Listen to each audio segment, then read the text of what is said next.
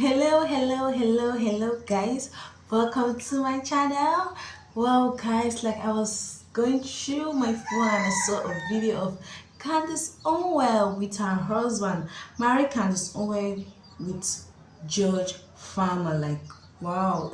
Like, I don't really know who this Candace Owens is, and this is my first time like seeing her. Like, I love her. Like, I just saw her and I really like her. Like, her charisma. I think I love her charisma.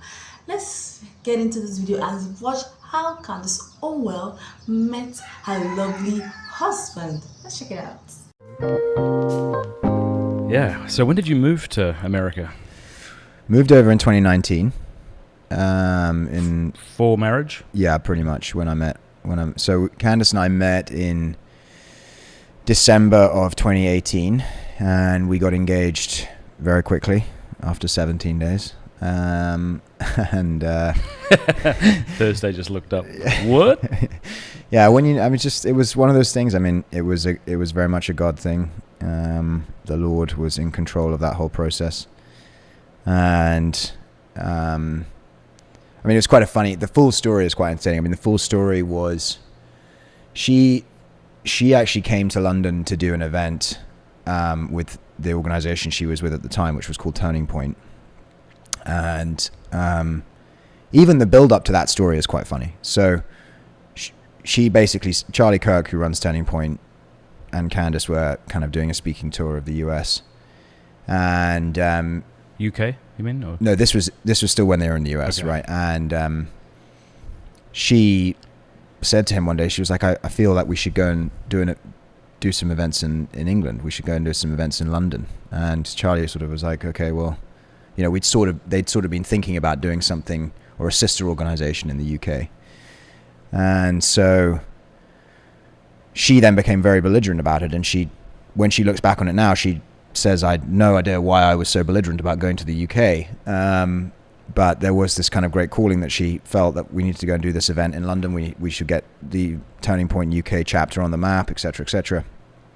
And so Charlie got in touch, she got in touch actually with some people in the UK and sort of said, hey, heads up, we're coming over in December of 2018. And that info was relayed to me. I was quite involved in British politics at the time. So it kind of made sense. I'd heard of her organization. Her organization is called Blexit, which is the black exit from progressive policies.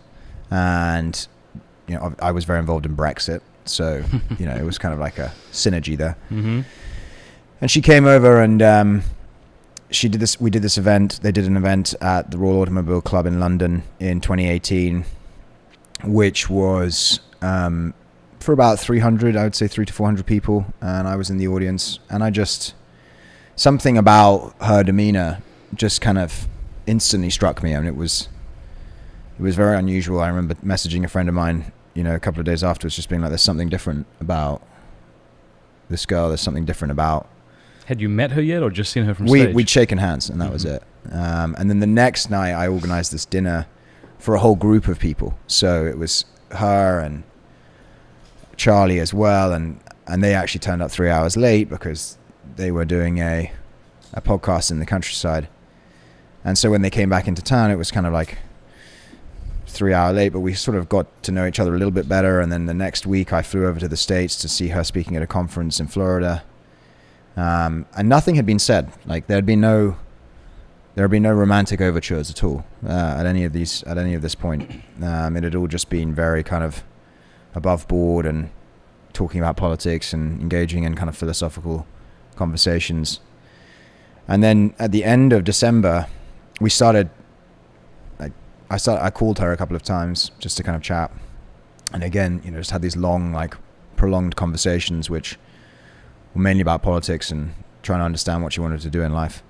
And at the end of December, I was actually flying to South Africa at the time for New Year's, and I called her and I just said, listen, I know this is completely crazy and we've just met, but how do you feel about getting married to me? Just real quick. I missed the bit where there was any sort of... There was literally nothing romantic had been said up to this point. Okay. I mean, literally nothing. So I missed nothing. We hadn't gone on a date. We had not talked about marriage or the future or anything like that. All right. And and she said yes. No. Yeah, Come on. she did. That didn't happen. Yeah, she. You're making it up. It's all fiction. Fake news. No, it was. This guy's not even Candace Owens' husband. I thought it was weird that he would refuse to go to Paris. Who is he? What a strange some random thing. guy that just pulled off the street in Steubenville. That's right. You called her up and Yeah. said, how would you feel about getting married? Yeah. Were you nervous? Were you serious? Or were you partly No, expecting? Was this a pickup line? No, I mean, no, I was 100% serious. I mean, I felt that there's a little bit of a story there also in relation to like the hand of God in all of this, which is that, when I was first up to this point, I had been kind of, I would say, dormant in my faith, and not really living, a godly life, not really living a life which was, meritorious of being called a Christian life, really. But I had been praying this prayer because I've been saying to the Lord, like, please, can you show me the path before my feet? What is this path what is the path of my life? Where do you want me to end up? What do you want me to do? And, in the aftermath of first meeting her, about a week later, I had this long car journey where I was driving down to Devon, which is a county in England, which is about 3.5 hours outside of London. And I remember having this very powerful, vivid emotion, kind of overwhelming sense of God speaking to me saying, you were praying this, you were asking for this, so here is the path. There are now two paths before your feet. There's the path that you've walked currently, which is, in many ways, I would say like a life not lived for him, right? It was a life lived for me. And then there's a second path, which I'm putting in front of you, which is a life which you don't necessarily know the outcome of yet. You don't know where this path is going to lead, but this is the path that I'm putting before your feet, and it's now up to you to choose it. And that car ride that I had, kind of was formative in some ways because I felt this overwhelming sense of I have to act. This is it. This is that cringeworthy moment that they talk about in all films where it's like you have to choose the right path for you, Mm-hmm. And so it was that kind of moment, and I realized that God was speaking to me, and so I called actually my dad at the time, and I said to him, I said, I know this is crazy because next weekend is Christmas, but I'm going to fly to America tomorrow and go and spend some time at this conference where she was speaking at. I'm getting mixed up in the timeline. Was it after this car ride where you felt God speak to you that you then called her? So we met on December 11th. We had dinner on December 12th. It was about a week later on December 18th that I had the car ride, right. The car journey. The next day I flew to the US. That was when we spent 3 days together just getting to know each other. Then I flew back to England for Christmas, Gotcha. Spent Christmas with my family. And then the week after Christmas was the week that I called her a couple of times, started to get to know her. I said, hey, do you want to FaceTime? It was like, I was expecting like a 10-minute FaceTime. We ended up FaceTiming for like 3.5 hours. And then on December 29th, I asked her to marry me. Wow. So that was the kind of, it was crazy. Everyone thought I was mad. Everyone thought we were both mad. It was just nuts. Like my parents were kind of like, what is this? Are you being serious kind of thing? And,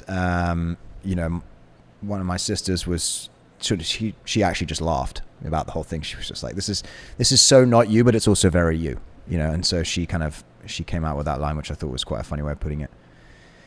And then, a lot of my friends kind of didn't believe it, or they sort of thought that I was trying to hoist something on them. And then they kind of realized that I was being serious. And then a lot of them got on board. And then kind of, we didn't just sort of announce it to the world because it was kind of too much for a lot of people to process. They just thought that it was like a joke. And so we kind of held back announcing it, and I think we finally actually put something out about it kind of in February or something like that. But that was the kind of timeline that we went through. How long were you engaged for until you married? 8 months. 8 months. Yeah, we got married in good. August of the following year, 2019. August when? Yeah, August August the 6th. Yeah, don't mess that up. Yeah, August yeah. 12th for me. That's why I asked. Oh, really? Yeah, 2006. Oh, wow. That's so cool. Yeah. I had the pleasure of meeting your bride yesterday. Yeah, What an she's pretty unbelievable cool, woman. huh? Yeah, exactly. Lovely and really romantic way they met. Like, gosh, and the guy is so godly. Like, wow, wow, Candace Owen is so lucky to have met this kind of guy. Like, oh, a guy who will even go out of his way, out of his comfort zone just to see her. Just like, gosh, wow. Let me know your thoughts in the comment section. Like, watch, and subscribe to my channel. Bye bye.